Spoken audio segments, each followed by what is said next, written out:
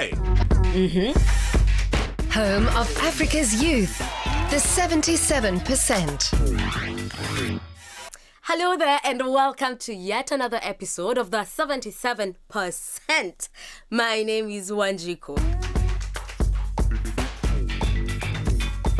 You know, on this channel, we are not afraid to touch on delicate topics. What am I talking about? Religion, and specifically, what is the relationship between religion and corruption in African countries?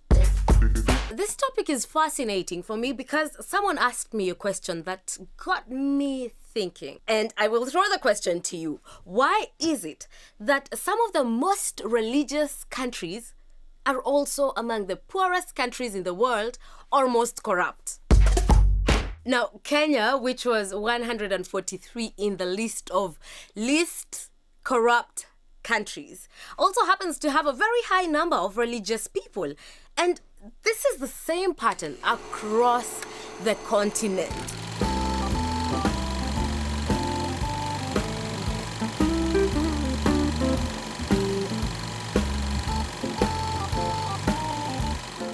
Now, I have to say it's hard to measure religiosity. For example, Botswana has a very high number of Christians, but they are the least corrupt on the continent. On the other hand, Nigeria is number 148. Yes, just process that. One would expect that religion should be making societies better.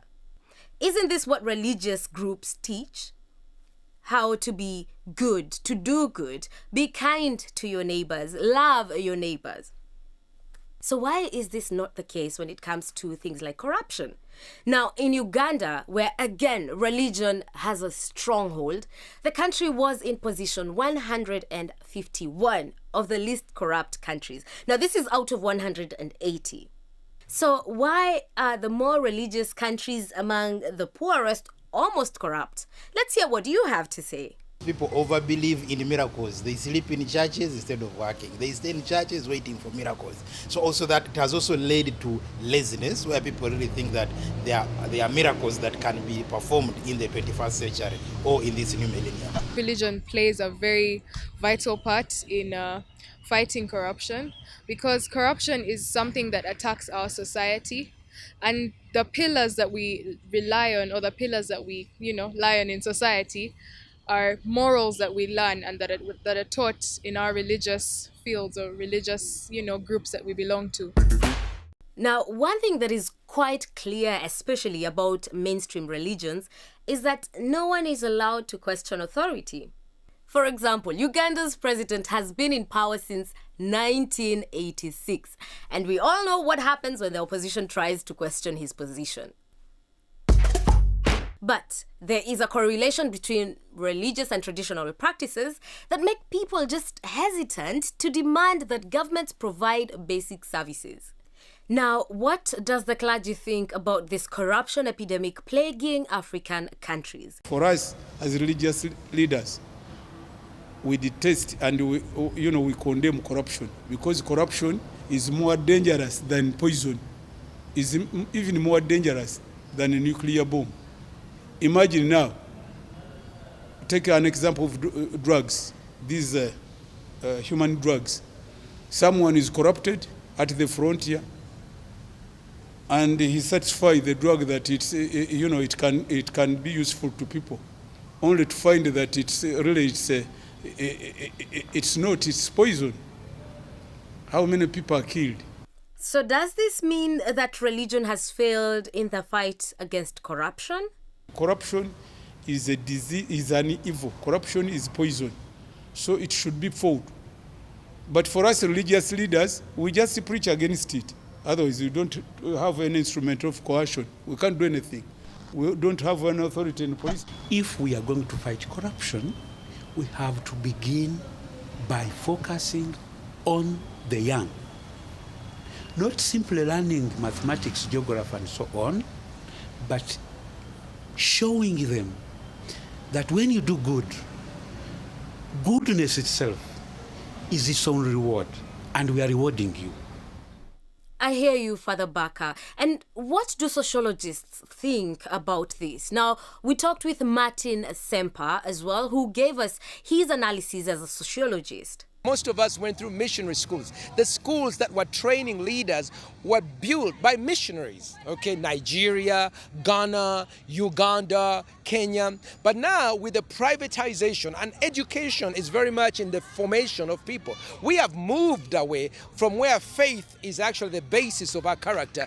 Now education is a business. We have privatized educational institutions. Government is paying very little amount of money. Indeed, underpayment in government agencies is one of the reasons cited for corrupt public officers. But I also think greed is just another huge factor that we cannot ignore. So what can help stop corruption if religion is not enough? When you look at the average person in the country, there is a discrepancy in income. They are working harder, but they are earning less money. You have to understand that. Somehow, it's like when you oppress people all the time, they will have to find a way of making it. But what do you think? Religion has the power to stop that culture, but like all things, people have to be truly invested in it, truly hold themselves accountable to it, even in their closets.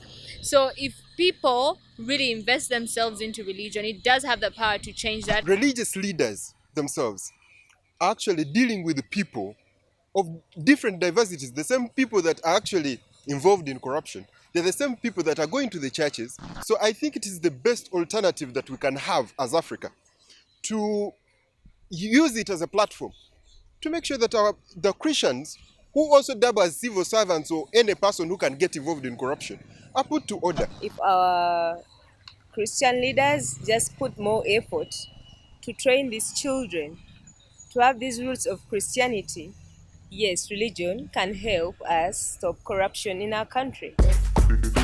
Okay, here are two things. First, we should focus more on good things and good people doing good things. And second, as Martin said, governments need to stop oppressing people. What more can I add to this? In some communities, it is religious groups that have built schools, a basic need.